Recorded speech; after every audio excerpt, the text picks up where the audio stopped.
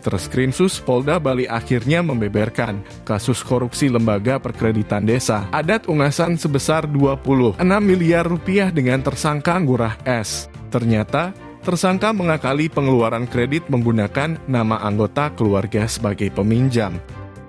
Kabid Humas Polda Bali Kombes Pol Stefanus Otakebayu Setianto didampingi Kasubdit 3 Tipikor di Treskrimsus Polda Bali AKBP Gusti Ayu Putu Sunaci menjelaskan, kasus ini mencuat setelah ada laporan dari nasabah yang tidak bisa menarik uang mereka.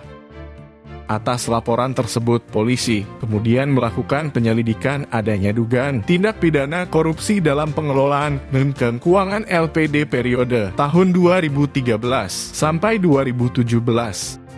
Kata Satake, Ngurah S yang kala itu menjabat sebagai ketua LPD Ungasan disinyalir sebagai pelaku penyimpangan pengelolaan keuangan. Di antaranya memecah pinjaman tersebut ke dalam beberapa nama. Namun nama yang digunakan sebagai peminjam adalah nama-nama keluarga atau famili peminjam. Selain itu, nasabah yang diberikan pinjaman bukan merupakan warga desa adat Ungasan sehingga tidak sesuai dengan ketentuan yang dijalankan oleh pengurus LPD dan menimbulkan kredit macet.